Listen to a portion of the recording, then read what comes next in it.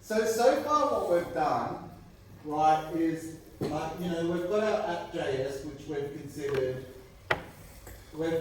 to be the parent, yeah, component. And then we've also learned how to nest components inside it. Does that make sense? Yeah? And pass that data down through props, right? And we've also learned the life cycle of a component in terms of use state and how we need to do that to register it in the, you know, in the underbelly so it manages it for us, and also use effect so it comes back around so we can do any after effect logic, okay? Now, in this instance, you know, they're all components, right? They're all function components that are nested within inside each other. And this is the part where you start to learn about, we call things different things based on context, right? And we've already done that, right? So when do we call it a method and when do we call it a function? Right? Yeah, if the context, so what does context mean, right? You use context a lot in programming. Context means something to compare with. Does that make sense? Right? Like, is it practical to wear a heavy coat in the context of summer? No. So you've got the primary thing, wearing a heavy coat, right? But you challenge that against the context of the weather. So it's comparing, does that make sense? Right? So functions and methods are both functions, right? But if you've got the context of it belonging to an object, we call it a method. Does that make sense? So they're both functions, but it's a different context, isn't it? Right? One of them's compared to nothing, it's just a free function, standalone. The other one, it's in the context of belonging to an object. So we can call it a method. Okay? So you'll actually see we'll do more with context later. So they're components, but we also sometimes, and as you've seen in apps, and the example I'm going to give you and what we're going to work on, right? Let's say we've got our first screen, okay, app, or whatever, and let's say that this has a list of people, okay, and they're all components. So we've got Pete, you know, Sue, I don't know, Bob, all right? So we could also call this, in the context of how we're using it, a screen, right? So then sometimes what we might actually want to do, and what's very common, is imagine that we had a button up here that said add. I'll just do a plus. Now when we click on that, we want to navigate to another screen. So what we'll do is click on that and we'll navigate to another screen that's called add person, let's say. Does that make sense? Right? And this screen, which is, we'll learn this next week, it's actually not too hard because you've done JavaScript, we'll actually have a couple of text boxes, you know? One where we enter their name and maybe their age. Does that make sense? And then we've got a save button. Yeah? Now when we click save, it'll actually send that new person to the web server. Right? And this is where we're going to start using our Express app again as well. Because you know how we did post? We'll post a person, so it'll post it, it'll come back, and then when we come back, we want to navigate back to this screen, and then we want to see, yeah, whoever it was, XXX, yeah? Does that make sense? So this is a component, and it will have children components inside it, like the button's a component, the text box is a component, yeah? This could even be done in 2 divs. Like, you know, the components can have as many nested components as they want. So we're going to use something that's called React Navigation. Aptly named, I would say. React Navigation. And React Navigation gives us the ability to register components as screens.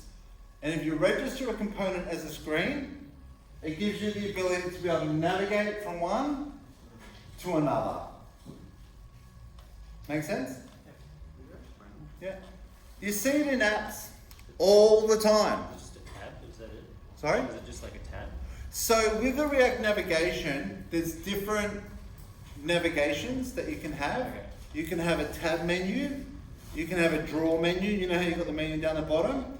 But we're going to start off with the simplest one, which is what they call Stack Navigator. And Stack Navigators, like the word stack is not about how it looks, it's actually about the functionality. It's actually the same as a web browser. You know when you type in a URL and then you go to it and then you type in another one and go to it and then you can press the back button, the forward back button? Yeah. It's a stack, right? Let's say I visit a.com in my browser. Well then a.com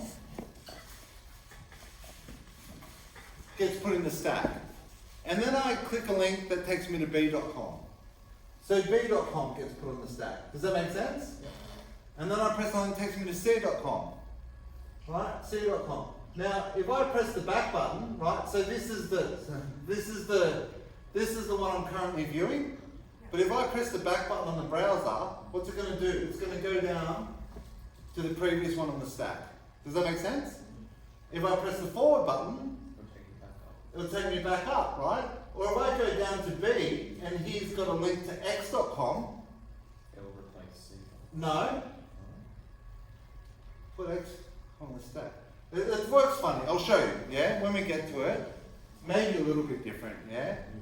Yeah, I think it does actually with the browser, doesn't it? It replaces that and then it up, and so if you were to go back and forward again, you'd go back to, yeah. But it's a stack. It's a history stack. Does that make sense? It's a history stack of all of the pages that you went to, you know? So it's like you're flicking through a book and going, this page, put that in the stack, this page, you know, you can go back and forth between them or add a new one, yeah? So that's what we'll be doing next week. So ultimately, we'll be doing just standard McDonald's app. It'll have a list of context, yeah? You click on it, add, go back. And each one of these will have a edit button and a delete button. Click edit, it'll take you to the screen where it's pre-populated, change it, save, come back, it's updated. Make sense? Click delete, it'll take you to a page, are you sure you want to delete this person? Yes. Talks to the server, deletes it, gets a response, comes back, they're gone. Next week. Yep. Sound like a plan? Yep. So besides showing you how to do the form, like navigation and showing you how to do the text input's actually very easy, right?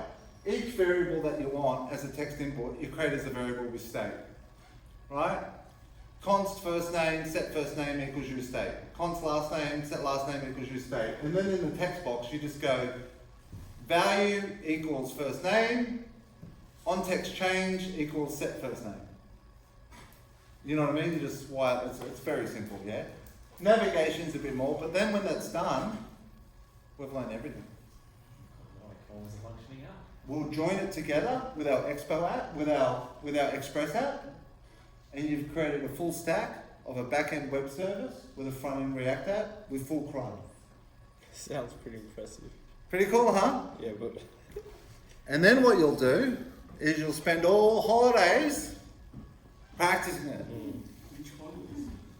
Which holidays? Whichever holidays you've got. Depends on when you do diploma. If you got a longer holiday, you do diploma next year. Yeah, however long the holidays. No, you get my point. You'll have a full working app that we've done a walkthrough with. We've broken it down, right? You keep practicing on it. You'll be surprised at your own ability when you come back, yeah? But look, breakpoints. Put debuggers in. Put breakpoints in. Inspect it. Go through it. Be curious. And most of all, read. Read the errors. Read the documentation. Yeah? God. I went the other day and the diploma student says, it's not working. I'm like, well, what does the error message say? Read it. I just turn around and walk